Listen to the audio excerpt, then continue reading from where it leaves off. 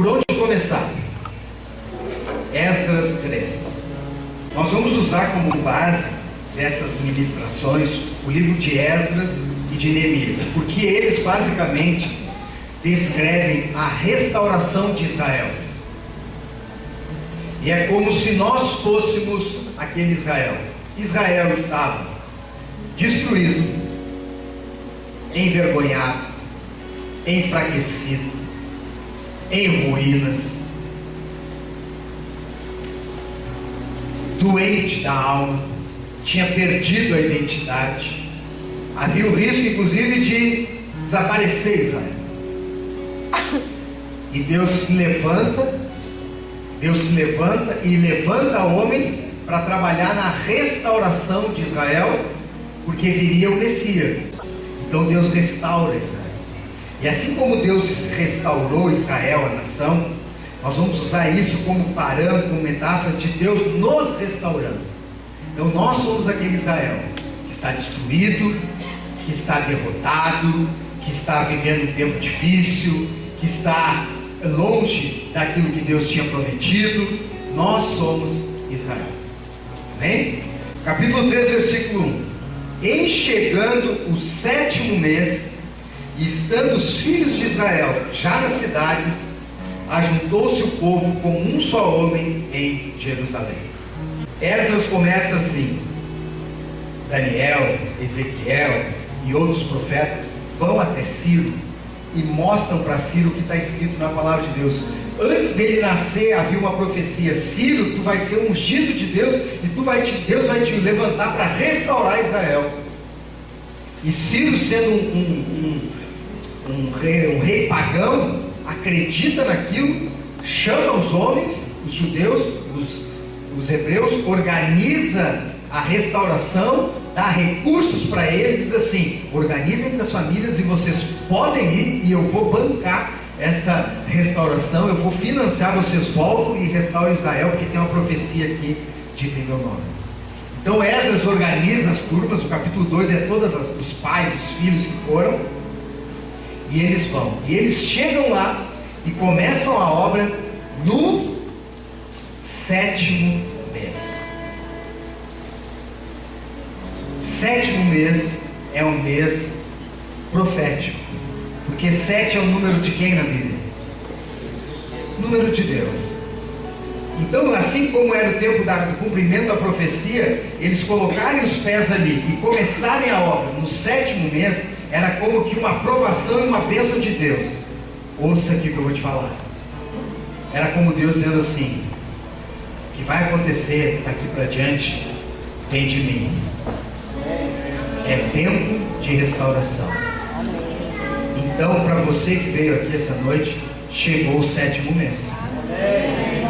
Alguém te convidou, você ouviu falar ali no Facebook, você viu o aviso aqui, mas por trás de tudo isso era Deus dizendo: eu quero estabelecer o 7º mês da tua vida. Tempo de restauração, um tempo novo.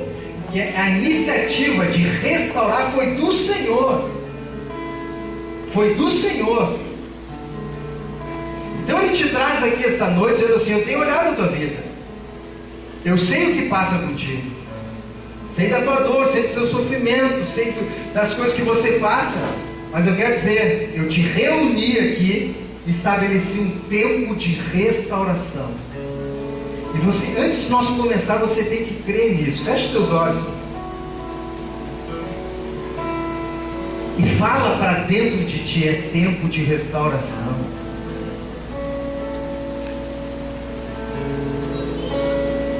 É um tempo diferente do que tu estava vivendo até hoje. É um tempo novo, tempo de restauração. Quer dizer que as coisas vão mudar. Quer dizer que coisas vão acontecer. Quer dizer que o Senhor preparou isso para você. Tempo de restauração. É Deus que faz, não foi o pastor Luciano, não foi Ezra, não foi Zorobabel. É Deus quem faz isso. Tempo de restauração. Ele te chama e fala no teu ouvido e fala no teu nome esta noite assim: é tempo de restauração. É tempo de restauração. É o 7º mês chegando na tua vida. É o 7º mês chegando na tua vida. Tempo de restaurar. Isso vai determinar que você vai orar de maneira diferente a partir de agora, que você vai ler a Bíblia de maneira diferente, que você vai vir na igreja de maneira diferente, porque é um tempo diferente, é tempo de restauração na tua vida. Tempo do Senhor. E se a dificuldade vier amanhã, se o aperto vier amanhã, o que vai te consolar, você vai dizer para você, você vai lembrar, é tempo de restauração. Deus está nisso. Deus está nisso. Tempo de restauração. Versículo 2. Levantou-se Yeshua, filho de Josadak, e seus irmãos, sacerdotes, e Zorobabel, filho de Sealtiel, e seus irmãos, e edificaram o altar do Deus de Israel, para sobre ele oferecerem holocaustos, como está escrito na lei de Moisés, homem de Deus. Depois que ele estabeleceu o tempo de restauração, repita comigo, tempo de restauração, que foi o 7º mês, foi o momento que eles chegaram ali, ele separa os líderes. A iniciativa da restauração é do Senhor, mas Deus separa pessoas para liderar aquela restauração. Então, depois de nós determinarmos que é tempo de restauração na tua vida, nós vamos ter que separar líderes agora. Alguém vai ter que liderar isso. E sabe quem é que vai liderar? Você. Deus está te levantando como líder da restauração. Você vai começar a liderar a tua vida. O Senhor vai te mostrar coisas, mas Deus vai te levantar como líder da tua vida. Líder das tuas emoções, líder da tua história, líder dos teus talentos, líder do teu tempo.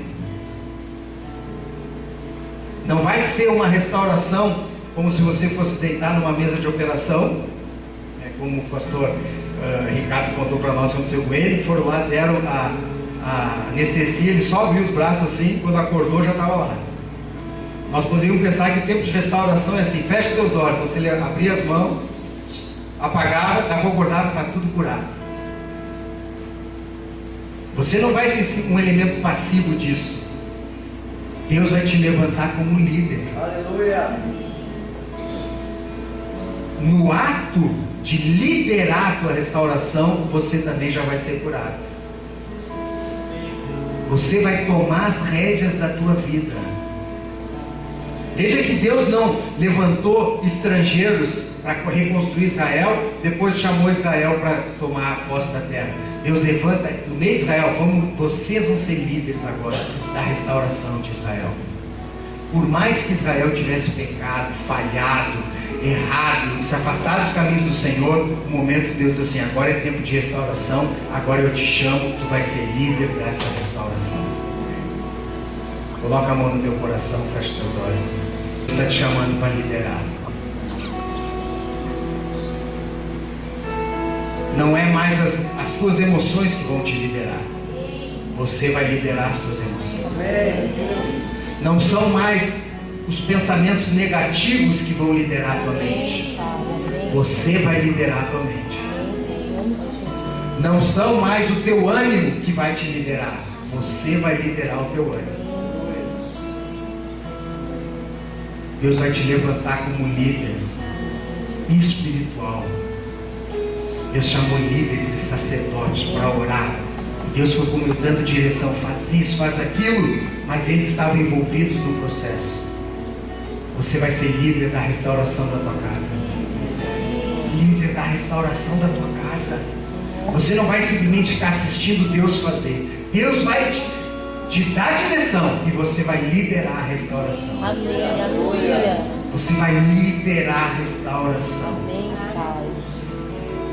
Deus vai te incluir no processo. Deus vai te incluir no processo. Você vai ter que te comandar. Você vai dizer assim: Luciano, acabou isso. Luciano, não fala assim. Luciano, não pensa assim. Luciano, não pode mais agir desse jeito. Você vai ser levantado como um líder da tua vida. Você já não é mais um exilado, você já não é mais um escravo, você não é mais alguém apartado da graça de Deus. Deus está te levantando como líder. Aleluia. Como líder da tua vida. Amém. Amém? Nação destruída. Estradas dizimadas. Cidades fantasmas ou ocupadas por outros povos. Não ficou uma casa de pé.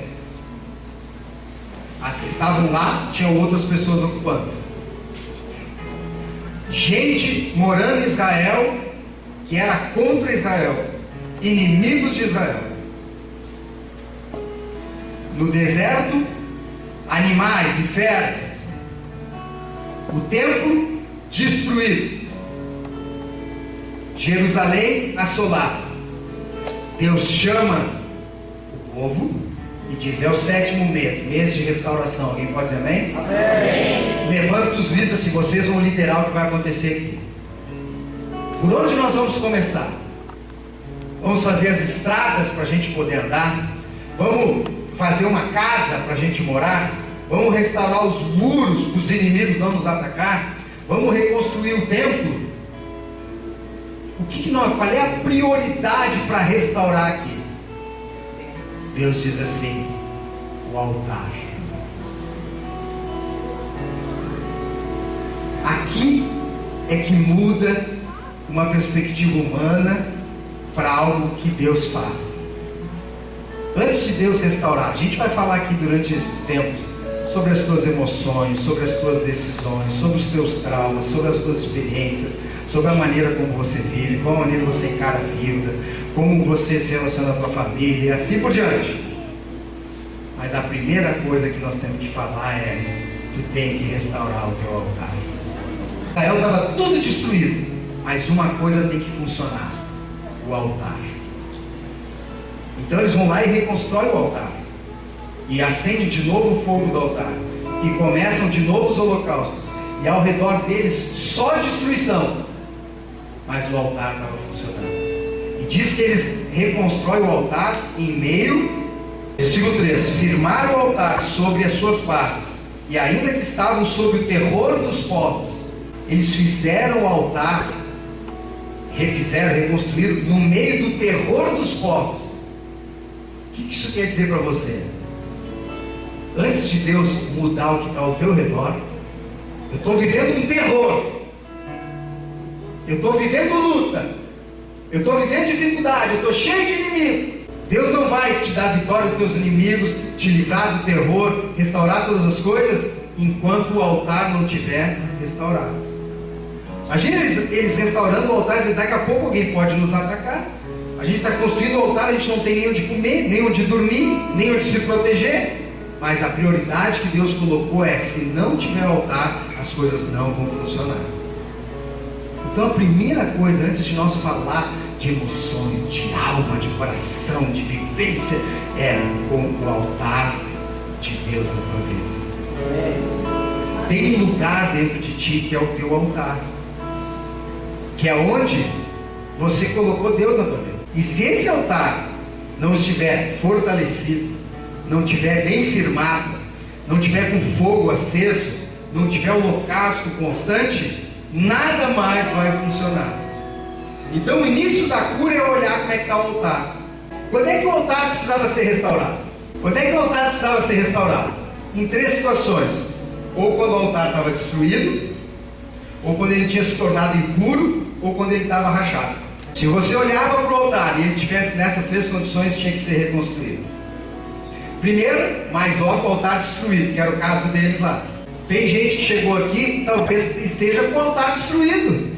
O altar é o lugar da aliança, é o lugar da adoração, é o lugar do encontro, é o lugar onde as coisas acontecem. Do altar é que subia o fogo, o sacrifício que fosse diante do Senhor. O tabernáculo, o templo, sempre era o altar. E agora ele diz que o templo não é mais construído por mãos humanas. O que é o templo? Somos. Então dentro de nós tem um altar. E se ele está destruído, Não adianta a gente restaurar o o templo. Templo sem altar não faz sentido. O templo justamente é para proteger o altar. Então, talvez você está aqui com o altar destruído, a tua vida com Deus já nem existe mais. Ou alguém visitando, vindo pela primeira vez, a gente vai dizer: a primeira coisa que tem que restaurar a tua vida, você está doente, você está com problema no teu casamento, você tem problema de depressão, você tem problema com os teus filhos, você tem problema de ansiedade, vamos construir um altar primeiro. Olha, Deus colocou essa prioridade, vamos construir um altar. Então, se está com o altar destruído, vamos construir um altar. Quando é que o altar ficava impuro? Quando se colocava sobre o altar coisas que não eram de Deus. Tanto ofertas imundas, quanto fogo estranho. Fogo, quem tinha que acender os sacerdotes, tinha toda lá uma maneira de acender aquele fogo, e eles vinham com o fogo aceso e acendiam o altar. Se outros acendessem o fogo, de qualquer jeito, trouxessem aquele fogo, poderia botar oferta boa, mas o altar estava impuro, porque era fogo estranho. Fogo estranho, porque quem tem que acender o fogo é o sacerdote. E quem é que acende o fogo na nossa vida? Então esse altar, a gente constrói o altar para receber o fogo, mas o fogo quem dá é Deus. É o Espírito Santo que vai gerar o fogo. Então daqui a pouco a gente está vivendo sob a luz e a força e o calor de outros povos. Você está fazendo a coisa na tua força, você está fazendo a coisa no teu entendimento, você está fazendo a coisa na tua inteligência, você está fazendo as coisas na tua opinião, e é fogo estranho. Aí você até faz coisa boa, coloca oferta boa ali, mas não flui, porque é fogo estranho. É Deus que tem que gerar isso em ti. A gente tem que restaurar o altar. Então como é que se purifica o altar? Tira tudo que não é do Senhor ali, porque altar é lugar da presença de Deus. Tem outros lugares em você que você pode colocar outras coisas. Onde é que eu vou colocar minha família? Um lugar especial aqui dentro de mim. Onde é que eu vou colocar o meu trabalho? Um lugar importante. Onde é que eu vou colocar as minhas finanças? Um lugar, porque isso também é importante para mim. Minha saúde é aqui. Agora, no altar é o Senhor. Aleluia. Não vou botar minha família no altar. Eu não vou botar o meu trabalho no altar. Não vou botar as minhas finanças no altar. Não vou botar minha saúde no altar. Porque o altar é o lugar do Senhor na minha vida. Daqui a pouco tu já botou coisas ali no altar, que era o lugar onde você tem um relacionamento com Deus, e coisas que são legítimas, mas não é o lugar delas ali. Não é o lugar. Está um filho no lugar do altar. E não temos que amar um filho, não temos que proteger um filho. Um pai e a mãe não dá a vida para um filho, é verdade. Mas o altar não é lugar do filho. O altar é lugar do Senhor. E tem vezes que a gente coloca no altar, sabe quem? Nós mesmos. Aí se torna impuro. Então, dentro de ti tem um lugar que é do Senhor. Visita esse lugar essa semana e vê se ele está lá restaurado, e se tu ainda mantém o Senhor lá. Sabe que aqui mais à frente assim: e reconstruir o altar sobre as suas bases. A palavra no hebraico ali, base, é no seu lugar. Sabe por quê? Eles chegaram lá em Israel, olha que legal isso, um monte de ruína. Começaram a mexer nas pedras, nas vegetação, cortar os matos, indo, até encontrar onde é que estava o lugar do altar, que ainda estava lá as bases.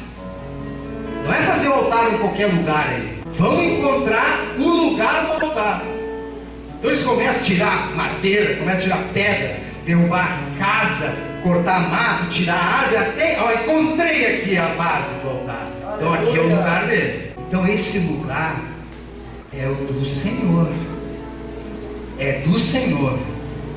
Antes de nós pensar no terror que nos cerca, eu vou trabalhar no altar. Altar destruído, altar impuro e altar rachado.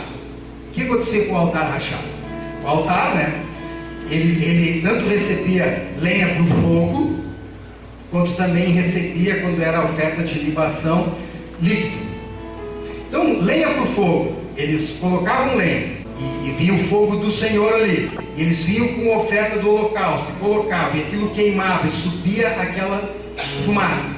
Quando o altar estava rachado, entrava ar, e ou o fogo ficava muito forte, e queimava antes do tempo, ou o fogo ia apagando, e não queimava a carne, porque estava rachado.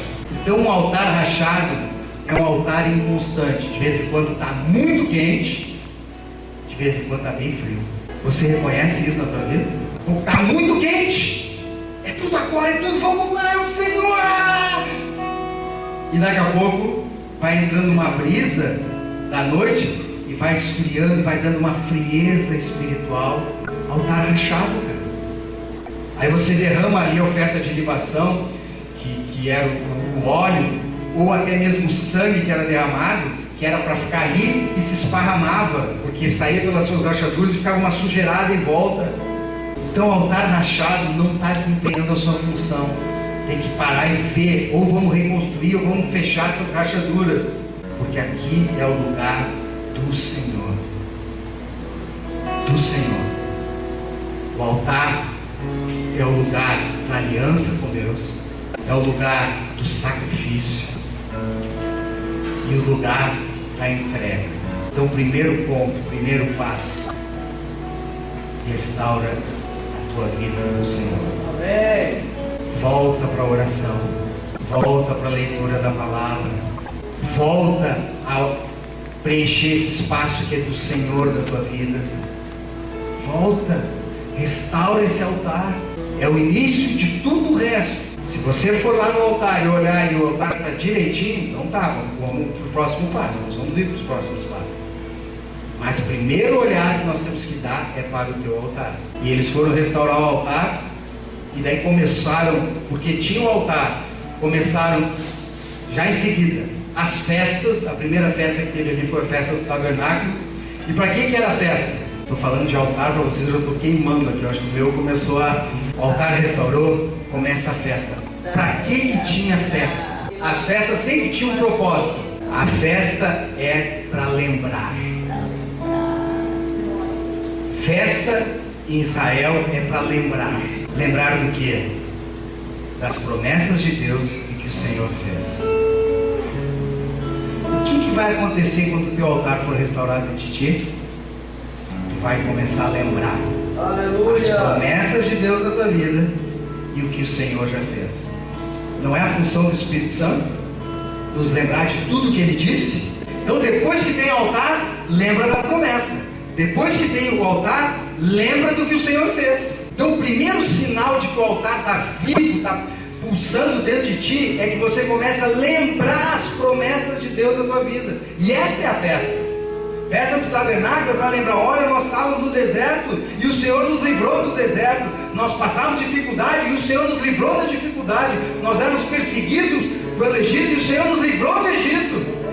Então, depois do altar vem a festa, que é a lembrança, que é aquilo que o Senhor já fez na tua vida. Tu lembra? Quem lembra aí? Amém. Que o Senhor já fez na tua vida. Porque quando a gente está numa desolação, parece que Deus não fez nada, e que Deus não está fazendo nada, e parece que não tem mais solução, parece que não tem mais para onde ir, parece que não vai ter jeito. Mas quando o altar pega fogo, a gente lembra: o Senhor já fez grandes coisas, e Ele tem promessas para a nossa vida. À beira do altar a gente começa a lembrar: tanta coisa Deus já nos disse, né? Tanta coisa Deus prometeu. Voltou as festas, voltou o holocausto, e o holocausto aqui representa o próprio Cristo se entregando. Aí a gente começa a sentir a presença de Deus, e no final eles levantaram uma oferta. A oferta eram os recursos necessários para se iniciar a reconstrução de Israel. Depois que a gente restaura o altar, Deus começa a aliviar os recursos para restaurar o resto. Daqui a pouco eu preciso de amor, eu preciso de paz, eu preciso de tranquilidade, eu preciso de saúde, eu preciso de bênção do Senhor, eu preciso de calma, eu preciso de paciência, eu preciso de inteligência, eu preciso de tanta coisa. Por que Deus não manda? Será que o altar está quebrado? Será que o altar está destruído? Será que o altar está sem fogo? Porque quando o altar se restaura, vem a lembrança do que Deus já fez, vem a lembrança das promessas, e começam a vir os recursos para a restauração de todo o resto. Feche teus olhos, curva a tua cabeça. Altar. Aleluia. Altar. Deus te levantou como líder. Começa a te enxergar, trazendo as pedras para esse altar, tapando as rachaduras desse altar, preparando o altar para receber o fogo do Senhor. O altar é o centro da restauração. Eles acenderam o altar no 7º mês, e o altar ficou aceso até a restauração de toda a nação. Restaure esse lugar do Senhor na tua vida. Você que está passando por problemas, está passando por dificuldades, tem enfrentado tempos difíceis, tem andado triste, tem pensado bobagem, tem sofrido, não dorme direito, chora. Tempo de restauração para ti. Restaura o teu altar. Coloca as duas mãos no teu peito. Restaura o altar para receber o fogo do Espírito. O fogo que vem batizar. O fogo que vem purificar. O fogo que vem iluminar. O fogo que vem trazer calor. Aleluia. E o fogo que vem trazer força. Restaura esse altar. Paz entre você e Deus. Terror ao redor. Terror ao redor. O terror dos povos ao meu redor. Estou cercado de terror por todos os lados. Terror dos povos a nos cercar. Mas o altar está aceso novamente. O altar está aceso novamente. O altar está aceso novamente. A presença de Deus voltou para Israel. A presença de Deus voltou para Israel. Tempo de restauração. No meio da escuridão e da desolação, a luz começa a dissipar as trevas.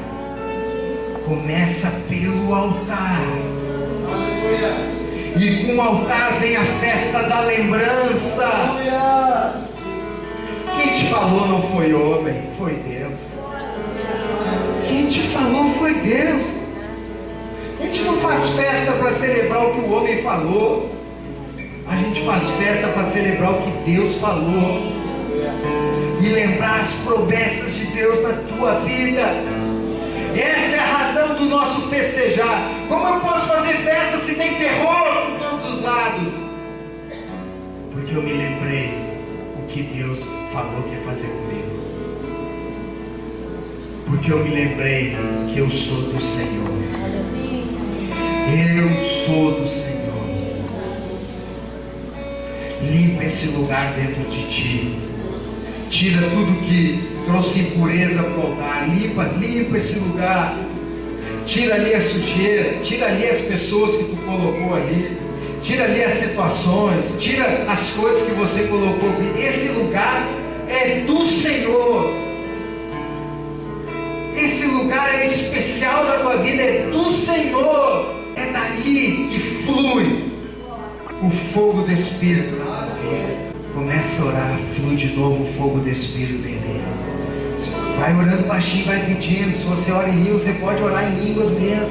E vai orando e vai dizer, Senhor, flui de novo o fogo do Espírito, que vai iluminando as minhas trevas, a minha desolação. O altar do Senhor volta a brilhar na minha vida. Aleluia, é o Senhor fazendo nova todas as coisas, tempo de restauração. E começa a vir aquele fogo de dentro, aquela luz de dentro. Não diga eu não tenho força, não diga eu não consigo, porque quem traz o fogo é o Senhor. Tu só prepara o lugar para receber. Tu só prepara o lugar para receber. O fogo não vem de ti, a força não vem de ti. A luz não vem de ti, o calor não vem de ti, vem do Senhor. Tu prepara o lugar. É altar, mas também poderia ser uma manjedoura. É altar, mas poderia ser manjedoura. Lugar do Senhor. Tempo de restauração. Se o fogo estiver firme, até mesmo inimigos que entraram na tua vida e te prendem, libertação não vai vir de fora para dentro, mas vai começar de dentro para fora. Porque a luz vai expulsando as trevas. A luz vai expulsando as trevas. Vai expulsando as trevas da tua vida. Vai expulsando as trevas da tua vida. E aí você é liberto. Mesmo se você sentir mal agora, com dor de cabeça, mal-estar, são trevas saindo na tua vida em nome de Jesus. São trevas saindo da tua vida em nome de Jesus. Porque é o fogo do Senhor, casa cheia pela presença de Deus. Pela presença de Deus. Começou a restauração da tua vida. Em nome